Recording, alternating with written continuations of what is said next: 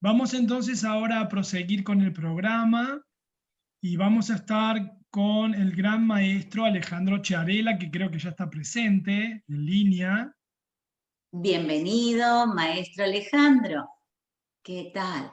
Hola Hola. Ale, querido, ¿cómo estás? ¿Cómo les va? ¿Qué dicen? ¿Cómo están? Muy Yo estoy bien. acá con mi amigo Venís con Joaquín, tu que es mi asistente, siempre ayudante en con la tu clase de anatomía. asistente. Ese A asistente es diferencia muy de su leal, amigo que te está con sigue. Buda, yo estoy con Joaquín. No, te Ay, sigue a todos Joaquín. lados. Es muy devoto tuyo ese asistente, Sí, me Alejandro. sigue a todos lados. Bueno, bienvenido, Ale, querido. Un abrazo, un honor verte nuevamente. Gracias, Néstor. Bueno, Bueno, bienvenido, Alejandro Yogachari, Alejandro Chiarella. Nos va a deleitar con una clase, Introducción a la Anatomía y Biomecánica.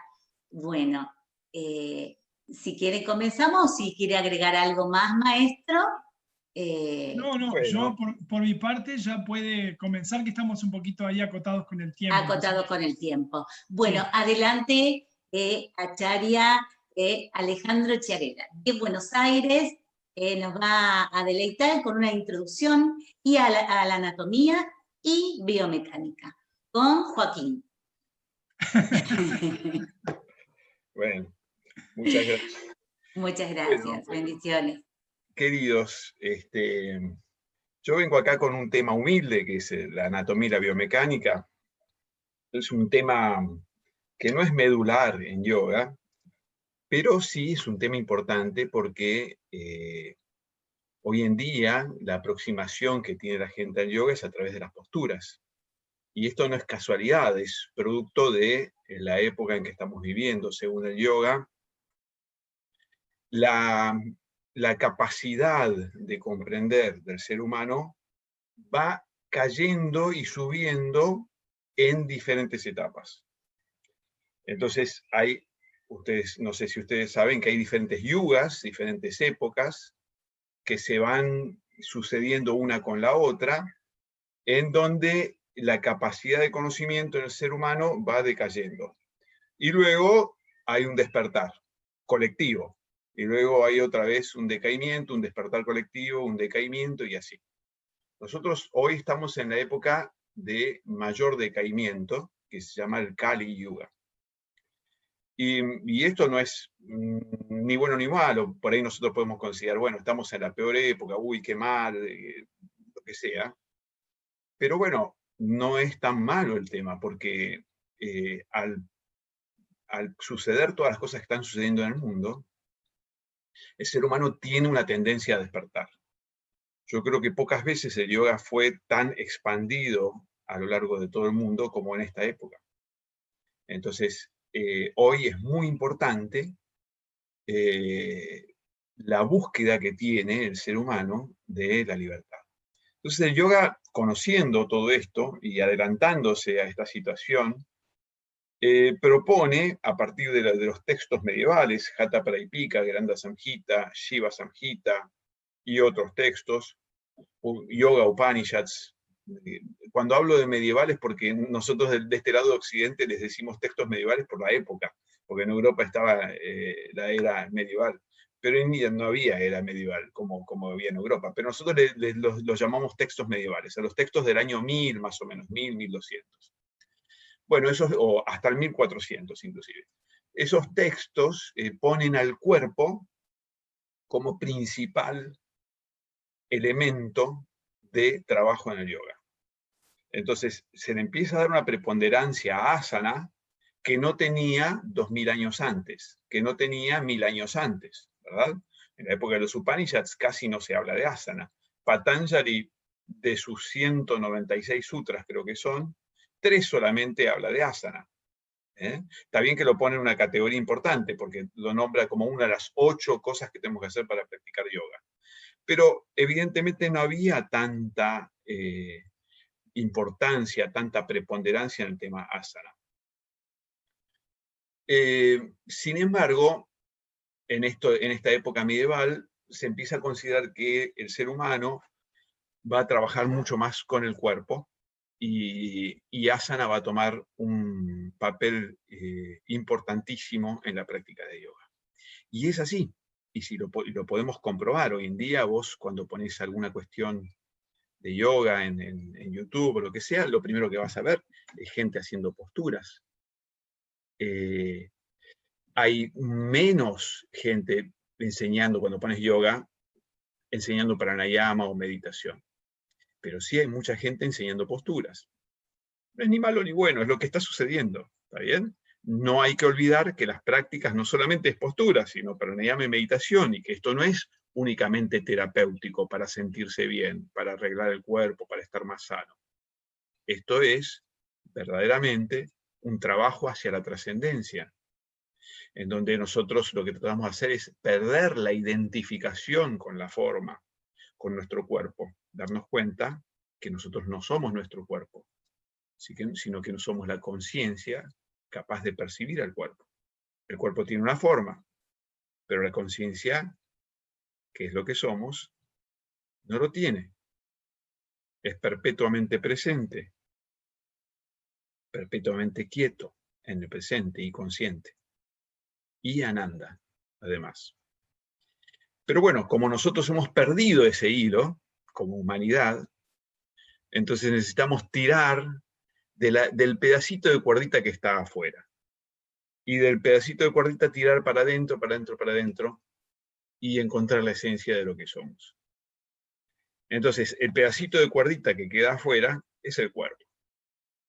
Entonces, a diferencia del yoga más antiguo, que tomaba el cuerpo como, en muchos casos, los sannyasins o los tapasvins, que eran movimientos protoyógicos, yo le digo, que tenían que ver con denostar al cuerpo y sus actividades, como que el cuerpo era un impedimento,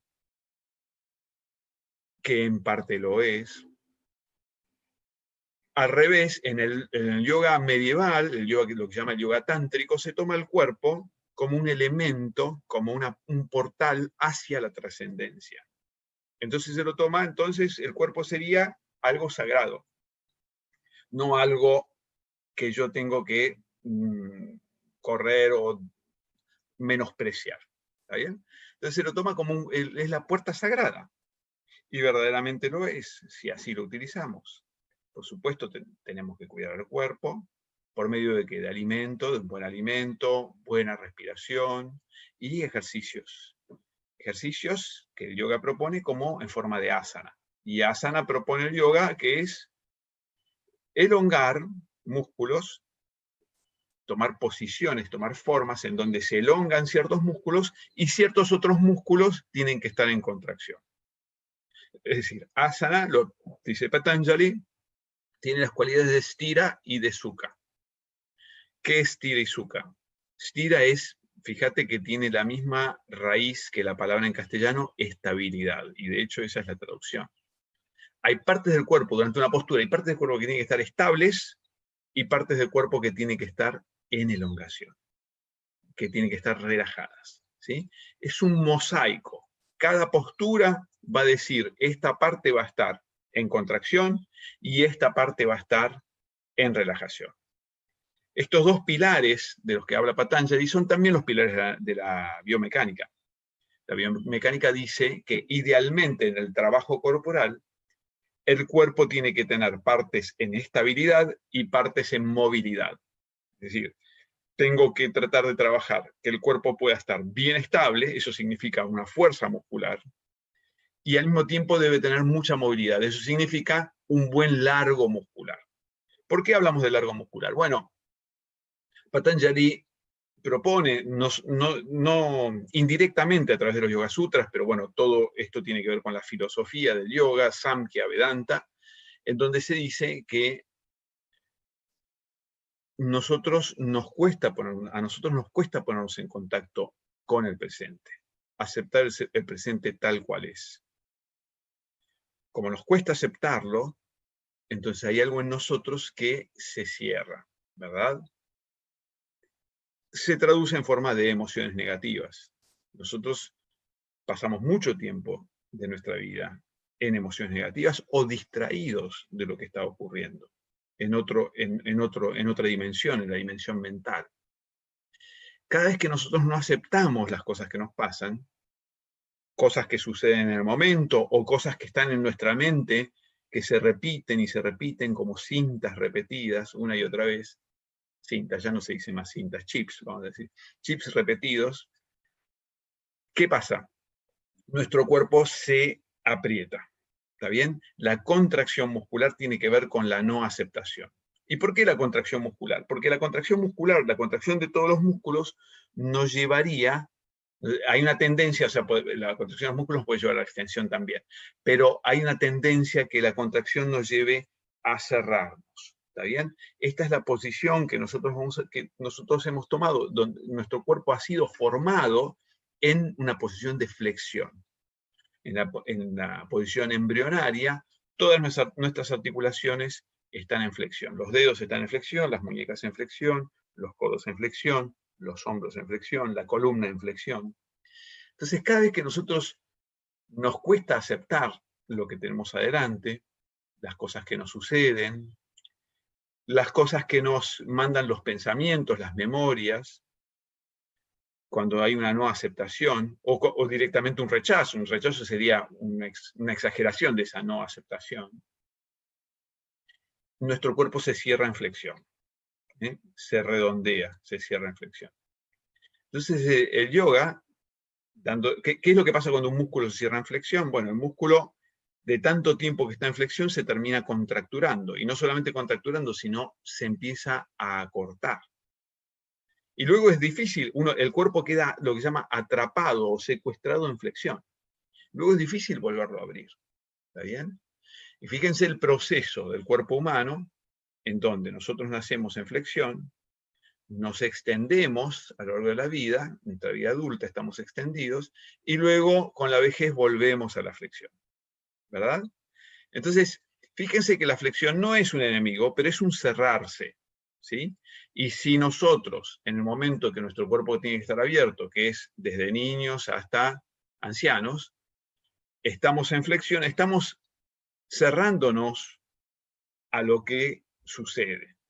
Entonces, el yoga propone que a través de posturas uno alargue esos músculos para volver a una posición derecha.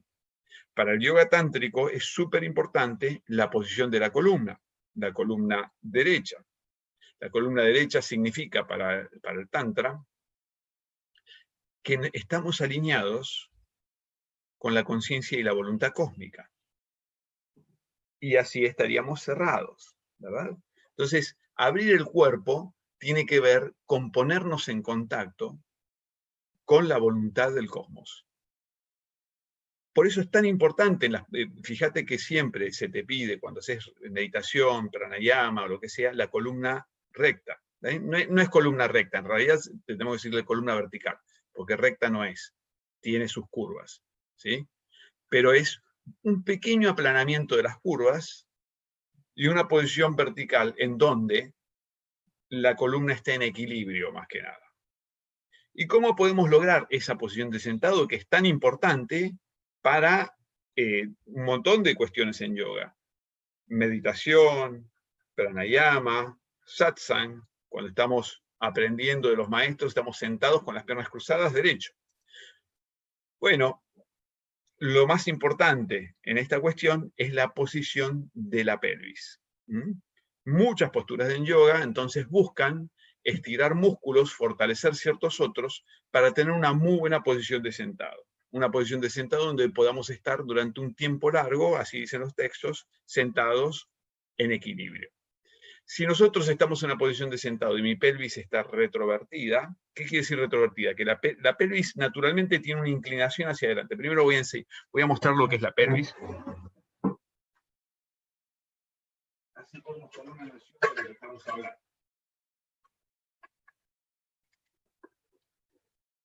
Si ustedes observan, la pelvis tiene una inclinación hacia adelante. Está inclinada naturalmente hacia adelante.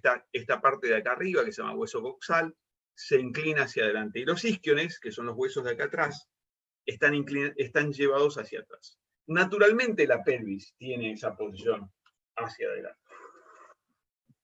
Voy a agarrar al primo, ese primo de Joaquín. Muy bien, entonces, si la pelvis tiene esta inclinación hacia adelante, entonces la columna va a poder estar en equilibrio, ¿sí? Ahora, si la pelvis tiene una inclinación, ahora la voy a correr, fíjense, voy a llevar la pelvis hacia atrás. Si la pelvis está hacia atrás y mis piernas están hacia adelante cuando me siento y la pelvis está hacia atrás, la columna va a quedar redondeada. ¿Está bien? Y si la columna va a quedar redondeada, va a haber mucho peso cayendo hacia adelante. Es lo que le ocurre a la mayoría de los alumnos cuando están con las piernas cruzadas. Están con las piernas cruzadas sentados y el cuerpo cae hacia adelante, ¿sí? La pelvis está retrovertida, la columna está en una gran flexión, como una especie de C generalizada, y el peso cae hacia adelante, ¿está bien? Entonces, el alumno le cuesta mucho colocar la pelvis en una posición para que la columna esté vertical, ¿verdad? Entonces, una de las cuestiones más importantes para la postura de sentado es que la pelvis tenga la capacidad, mientras está sentado, de que esté inclinada hacia adelante. ¿Cómo podemos lograr esto? Bueno, primero, una cosa fundamental. Si nosotros nos colocamos un almohadón debajo de la pelvis se va a elevar y va a tener más facilidad de inclinarse hacia adelante. Entonces, lo primero que nosotros tenemos que utilizar para poder estar sentados en una buena posición son almohadones debajo de la cola. La altura de los almohadones depende de cada uno, pero cuanto más alto, mejor va a estar colocada la pelvis en anteversión, así se llama. Si la pelvis tiene una anteversión, la columna lumbar va a tener lo que se llama una lordosis. Y la lordosis es buena, no es mala. Ya podemos hablar en cualquier otro momento. El ataque a la lordosis que se ha tenido en Occidente últimamente. La lordosis no es mala, es una curvatura necesaria que solamente la tiene el ser humano. No hay ningún ser en la naturaleza, por lo menos en este planeta Tierra, que conozcamos nosotros, que tenga una lordosis. Y la lordosis es una curvatura de la columna necesaria. Si nosotros no tuviéramos lordosis, nuestras columnas se caerían hacia adelante. De hecho, nuestros primos, los simios, no tienen lordosis. Entonces, como no tienen lordosis, pueden caminar un poco erguidos, pero enseguida caen para adelante. Y para caminar erguidos, vieron que a veces llevan los brazos para atrás. Eso para llevar peso atrás, porque si no, se caen hacia adelante, ¿sí? Entonces, la lordosis es algo bueno. Y las curvaturas de la columna le dan a la columna 10 veces más resistencia de lo que tendría si fuera totalmente recta. Es decir, en yoga no buscamos hacer la columna totalmente recta. Buscamos que las curvas que tiene la columna estén equilibradas, ¿sí? Entonces, comenzamos de vuelta con nuestra posición. Pelvis tiene que estar en anteversión. Cuando la pelvis está en anteversión, para que la pelvis esté en anteversión, tenemos que subir la cola un poquito, y eso podemos poner almohadones. ¿Está bien? Pero la mejor manera de conseguir que la pelvis esté en anteversión va a ser tener unas caderas bien elongadas. Vamos a ver qué son las caderas. Si me permiten, me voy a tomar un matecito, y si ustedes no los veo, pues están ahí, se pueden tomar un matecito, porque no podemos compartir. Generalmente cuando doy clases, tomamos mate entre todos, pero ahora no se puede. Lo compartimos, Ale, no te hagas problema. Hacemos como que estamos compartiendo, no hay ningún problema. Bueno. Cada uno en su casa se toma su mate y sale. Muy bien, yo siempre tomo mate en clases. Me gustó la participación del primo descuartizado de Joaquín. Ah, sí, este es el primo. Pero está en varios pedazos, ¿eh? Está en pedazos. Sí, tengo otros, tengo una rodilla, tengo un brazo. Ah, mira, es un señor muy plástico, ¿no? Sí, es muy plástico. Se adapta a todo, es muy abierto. Es muy abierto. Buenísimo. Acá alguien escribe algo, espera que te digo. En Colombia nos toca un café, ya que no hay mate. Exactamente, exactamente. Bueno. Y cómo me gustaría, yo he ido varias veces a Colombia y he tomado verdaderamente los cafés más ricos, y me he comprado una colección de cafecitos chiquitos, uno de Cali, el otro de Medellín, había varios chiquititos, una exquisitez. Así que No, cuando impresionante. vaya, Bueno, es el país del café, ¿no es cierto? sí. Claro. Una vez escuché que en un estado solo de Colombia hay más especies animales y vegetales que en toda Europa. Ah, mira, Así que una riqueza impresionante. impresionante. Bueno, entonces, con respecto a lo que te decía, para que haya una buena posición de pelvis durante la postura de sentado, es muy importante esto. Si esto se llama articulación coxofemoral, ¿sí?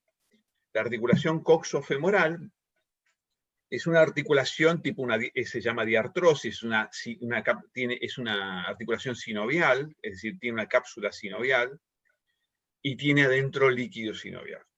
Es la articulación, lo que se llama la articulación de la cadera. Es una articulación que en la humanidad sufre mucho.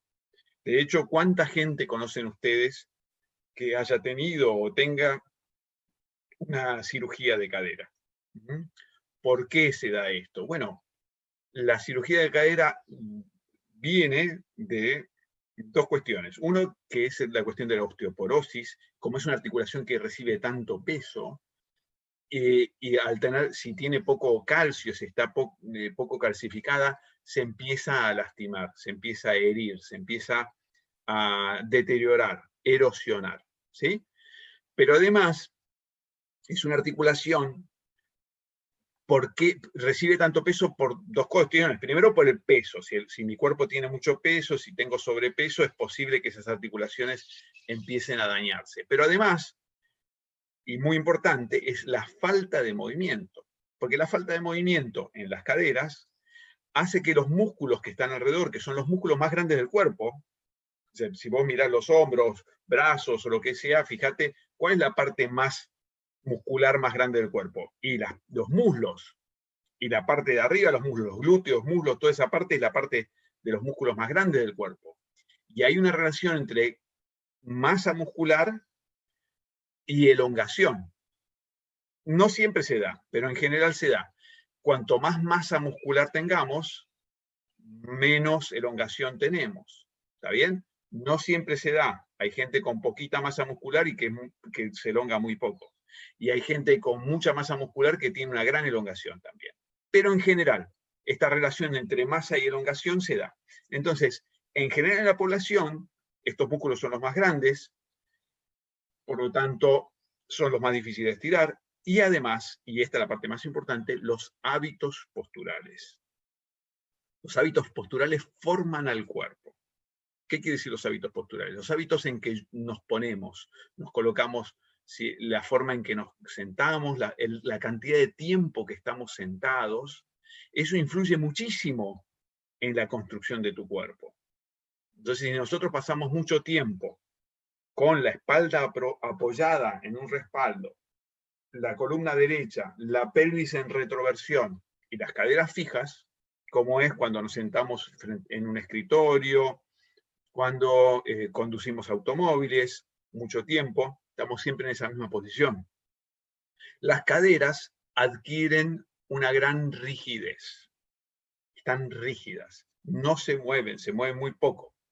Cuando las caderas adquieren una gran rigidez, y si ustedes observan, es una pelota redondita, en un hueco totalmente esférico, acá está el hueco, ¿sí?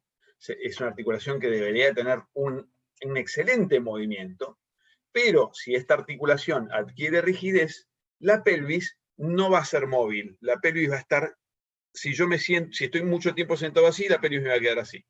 Entonces, cuando me sienta para hacer los ejercicios de pranayama o lo que sea, la pelvis no va a tener la capacidad de inclinarse hacia adelante para tener la columna vertical.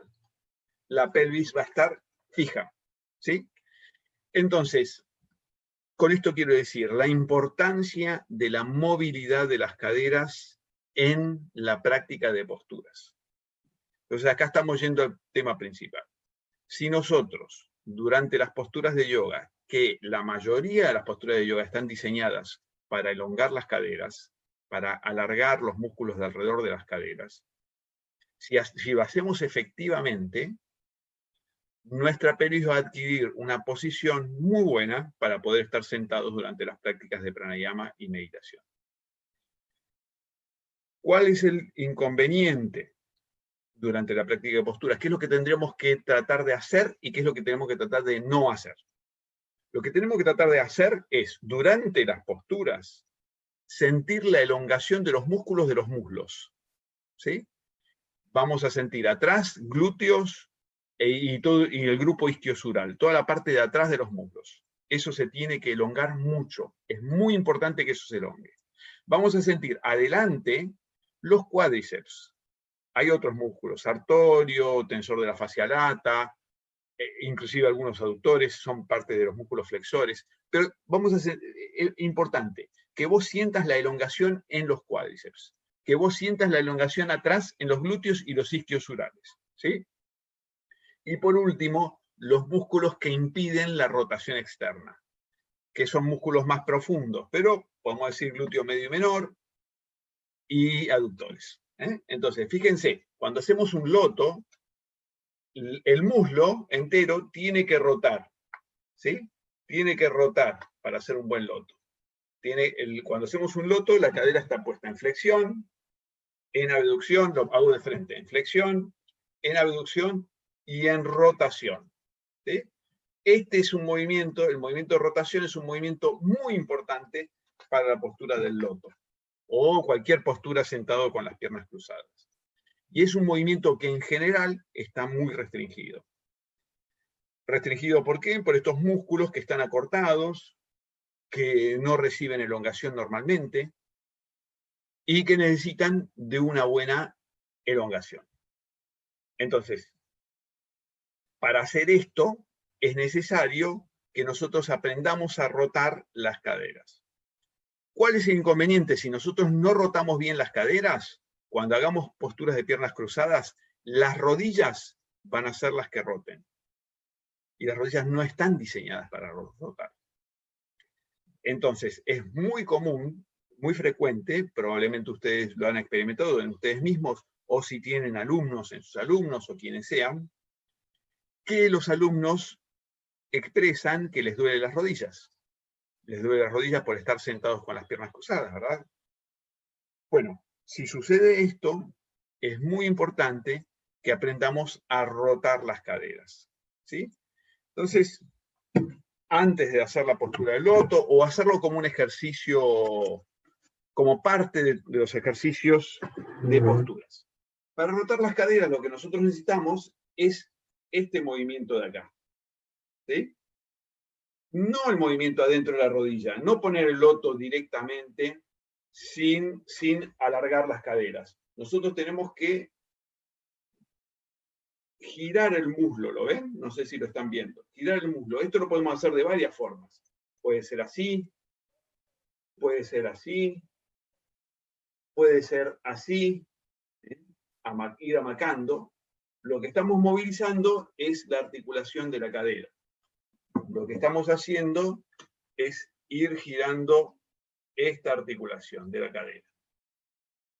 Al movilizar esos músculos de la cadera, todos esos músculos que están alrededor del muslo, en la base del muslo, se van a ir alargando de a poquito. A medida que se alarguen, el muslo va a poder tener esta rotación externa, el pie va a poder colocarse arriba del muslo contrario sin que se dañe la rodilla, y la pelvis va a tomar una posición de anteversión con una columna mucho más vertical, y una posición mucho más cómoda. Cuando la pelvis es como una maceta y la columna es como una planta. Cuando la pelvis toma una posición correcta, la columna puede estar en equilibrio. Y no existen músculos que estén en tensión para sostener la columna. Si la pelvis está en una posición retrovertida, todos los músculos de la parte de atrás de la columna van a estar todo el tiempo tirando para mantener la columna levantada. Y apenas me canse voy a volver a esta posición, ¿sí? Entonces, una de las cosas más importantes que nosotros tenemos que hacer para una buena posición de piernas cruzadas en donde no nos lastimemos las rodillas, va a ser elongar esos músculos de las caderas en rotación. Cuando hacen las partes de posturas, cuando practican la parte de posturas, es importante que ustedes elonguen estas partes del cuerpo más que cualquier otra parte del cuerpo. Entonces, dos cosas les quiero decir con respecto a las caderas. Primero, la rotación de las caderas me va a favorecer las posturas del loto y va a evitar que nos lastimemos las rodillas. ¿Sí? Este es el primer punto. El segundo punto, muy importante. Tanto la flexión de cadera como la extensión de caderas también son movimientos que nosotros debemos aumentar, mejorar, para evitar que la compensación de la columna lumbar. Les voy a mostrar una cosa. Entonces hablamos que en las caderas es necesario la rotación para evitar que la rodilla se lastime en el loto o en cualquier postura de piernas cruzadas, ¿sí? Y ahora voy a mostrar otros dos movimientos que la cadera necesita aumentar para mejorar la salud de la columna. Y los movimientos son la flexión y la extensión, ¿sí? Tanto la flexión de cadera como la extensión de cadera son dos movimientos que nosotros debemos mejorar para que la columna no compense. ¿Qué quiere decir la compensación? La compensación es, hay un diseño, mira, yo lo interpreto de esta forma, hay un diseño en anatomía, no te lo enseñan así, pero yo veo que es así. Hay un diseño divino en el cuerpo, hay un diseño de creación. El cuerpo ha sido creado de cierta forma para moverse de cierta forma. ¿Y cómo lo sabemos? Bueno, porque por la forma que tienen los huesos o las articulaciones podemos determinar para qué han sido creadas esas articulaciones. Observen esta articulación, es una articulación increíble.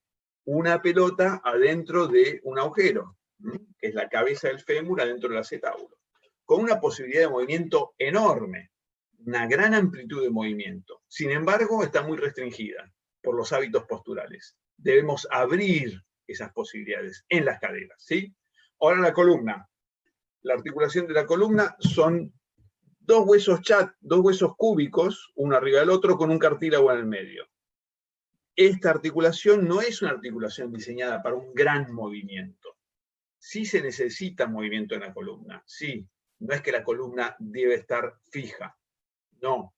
Pero la columna no debe ser excesivos movimientos. Y ahora lo vamos a ver. Cuando nosotros hacemos posturas de flexión, es importante hacerlas desde las caderas, ¿sí? Por ejemplo, posturas de flexión pueden ser Paschimottanasana, la pinza, Janushirasana, infinitas. Hay infinitas posturas de flexión sobre las piernas, ¿sí? Esas posturas de flexión sobre las piernas deben ser realizadas desde las caderas. Si no son realizadas desde las caderas, van a ser realizadas desde la columna. Si nosotros no tenemos la capacidad de inclinarnos sobre la pelvis con la columna recta, lo que vamos a hacer es inclinarnos sobre la columna para adelante, ¿verdad? Y esa flexión en la columna aprieta los discos intervertebrales. Entonces, en todas las posturas de flexión es importante que te flexiones desde las caderas, ¿sí? Desde las caderas con la columna lo más recta posible, ¿sí? Nunca hacer postura de flexión de esta forma, redondeando la columna. ¿Por qué? Porque aprieta los discos intervertebrales. Los discos intervertebrales son estructuras cartilaginosas que nosotros debemos conservar sanas. No debemos apretarlas. De hecho, se desgastan muchísimo en la vida. Todos los ancianos tienen muy desgastados los discos intervertebrales, simplemente de la vida nomás. Pero si nosotros tenemos mejores hábitos posturales, mejores hábitos de movimiento y practicamos posturas, es muy probable que nuestra columna esté mejor con el tiempo. Por último, el último movimiento que les quiero decir es el movimiento de extensión, es decir, llevar la pierna hacia atrás. Para poder hacer un muy buen movimiento de extensión, los músculos que están acá adelante, que son los cuádriceps, tienen que estar elongados, ¿sí? Tengo que tener la capacidad de llevar la pierna hacia atrás con estos músculos elongados. Si los músculos no están elongados, la pelvis va a estar muy para adelante y va a compensar la columna lumbar. Y la columna lumbar, cuando hace extensiones muy extremas, también se lastima en esta zona de acá, que son donde están las articulaciones interapofisales. Conclusión. Las posturas de rotación de caderas son muy importantes. Tengo que hacer varias de estas rotaciones de caderas antes de hacer posturas con piernas flexionadas. Quizás haya gente que tiene esa rotación y no tiene problemas, pero estoy seguro que si vos le das clases a gente que tiene hábitos posturales de estar mucho tiempo sentado o de poca movilidad, es muy posible que compensen con las rodillas y se terminen lastimando. Entonces, vienen a yoga para tener una mejor calidad de vida y le estamos dando posturas que pueden ser traumáticas para sus rodillas. Tengan cuidado con eso. Mucha rotación de caderas para evitar lastimar las rodillas. El otro caso, los otros dos movimientos que yo dije, tanto la flexión como la extensión de cadera, ¿sí? Tanto la flexión como la extensión de cadera también tienen que ser aumentadas. En el caso de la flexión de cadera, cuando nosotros vamos hacia adelante, es elongar mucho los glúteos y los isquiosurales, y la extensión de cadera es elongar mucho los cuádriceps, ¿sí? Si estos dos músculos están muy acortados, entonces es muy probable que hagamos compensaciones con la columna. Y las compensaciones de flexión y extensión pueden ser dañinas para los discos intervertebrales y para las articulaciones interapofisales. Muy bien, yo no sé si ustedes tienen alguna pregunta. Yo por mi parte puedo seguir hablando de discos intervertebrales y demás, pero no sé si tienen alguna pregunta con respecto a esto que hemos hablado ahora.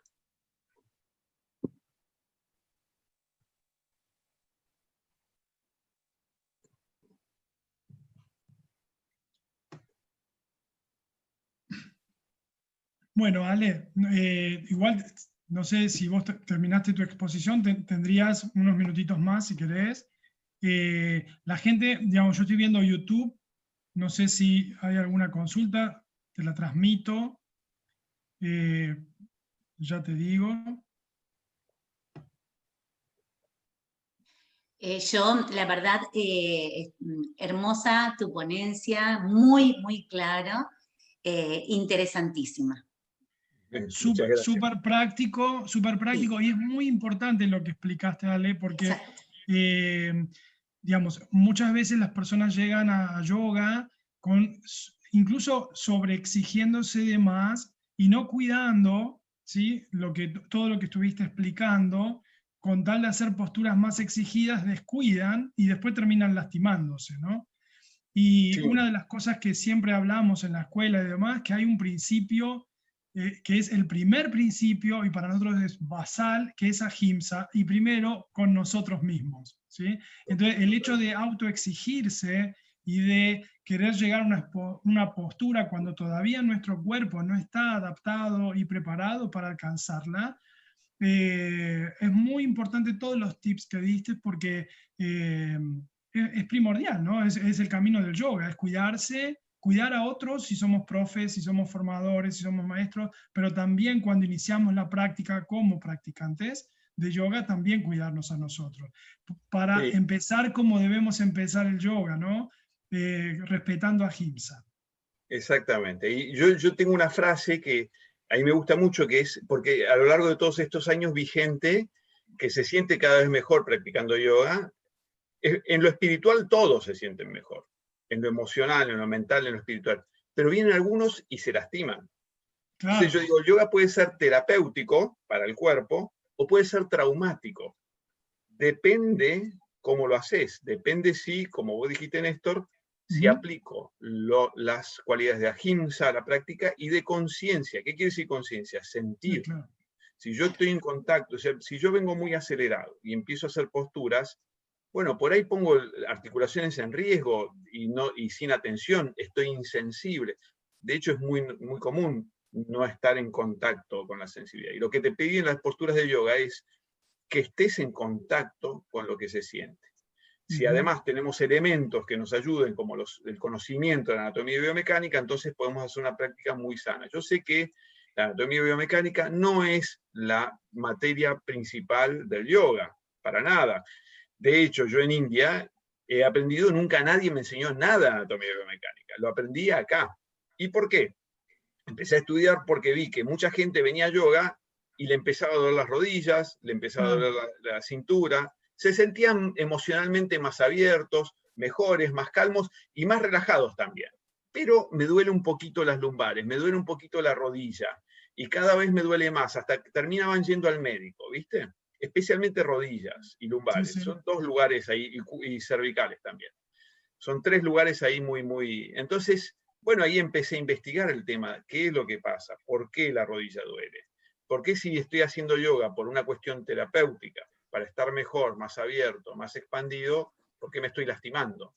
Entonces, bueno, encontramos estas materias, como es la anatomía biomecánica, que pueden aportarle algo al yoga. La anatomía biomecánica no es el yoga, pero pueden aportarle mucho a tu práctica de yoga para que vos puedas ir avanzando cada vez más. ¿Mm? Sí, y Así que, bueno, mismo incorporarlo en la formación de los profesores, porque también por desconocimiento, sin querer, podemos hacer el daño, ¿sí?, al alumno por no entender cómo es justamente la técnica adecuada para hacer los movimientos adecuados en la postura. Entonces, así es. tanto para el practicante como para el profesor. Yo he tenido, por ejemplo, alumnos que han venido practicantes de yoga que dicen el yoga no es para mí porque me lastimé en yoga, cosa que en verdad no es así, ¿no es cierto? Es quizás falta de preparación o de conocimiento por parte del profesor y, por ejemplo, por decirte algo, ante una hernia de disco lumbar, realizan posturas exigidas de retroflexión. Claro. O sea, digamos, es muy importante la biomecánica y, en este sentido. No, como Sí. bien decís, no es yoga, pero No, acompaña en la práctica, ¿no? claro, nosotros lo No- que tenemos que hacer es, lo que se nos daña a nosotros con la edad son las Ujú, articulaciones, no tanto los músculos, las articulaciones de lo que se nos daña. Entonces, ujú. ¿cómo hacer para poder hacer posturas hasta los 100 años? Tengo que aprender ciertas cosas que no tengo que hacer y ciertas otras donde tengo que enfatizar. Porque Porque los yogis inclusive pasamos los 100 años. mis maestros tenían 101, 100 y el otro tiene 98, todavía vive. Entonces siempre les digo, chicos, tratemos de vivir una buena vida, porque si vamos a vivir 100 años... Claro. Ale, mira, Cuidar especialmente este vehículo, ¿cierto? El que, Exactamente. como dijiste vos al principio, el que elegimos, este vehículo que elegimos estar o habitar. Yo acá te estaba escuchando muy atenta, relacioné también con los chakras, esa energía. Tiene mucho que ver todo lo que es la cadera con el Muladhara Chakra, que tiene que ver también con cómo yo me amo, cómo me cuido, con mi supervivencia, con mi seguridad, con mi orden. Así que lo iba relacionando mientras vos ibas hablando y decía, mira, también cómo también hay que atender a la parte emocional. Así que a mí me sí, encantó, súper. aprendí, siempre se aprende de grandes maestros como ustedes. Así que bueno, no sé si hay alguna preguntita, maestro, de algún... Creo que, mira, hay una pregunta, hay Sí, varias, pero le voy a hacer una que vi recién por aquí, una niña que preguntaba para Alejandro. Jessica Ponce dice, en caso de tener operación de rodilla o problemas de rodilla, ¿qué hay que tener en cuenta y qué movimiento recomienda para para que esto no llegue a doler? Muy bien. Bueno, problemas de rodilla o cirugía de rodilla puede haber de diferentes tipos. Por ejemplo, ligamentos cruzados es una, meniscos es otra, o ligamentos laterales, el colateral interior o colateral exterior, medial o lateral.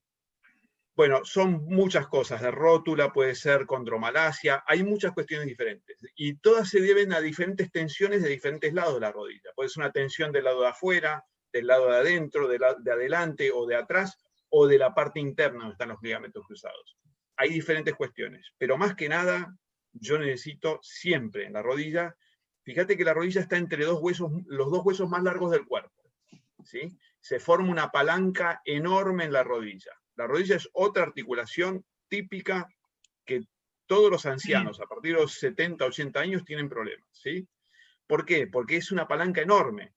Yo lo que tengo que evitar es que haya un fuera de encuadre en esa palanca.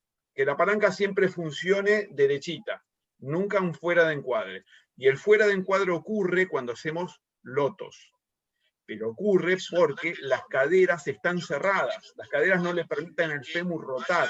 Entonces, ahí se forma ese problema de encuadre.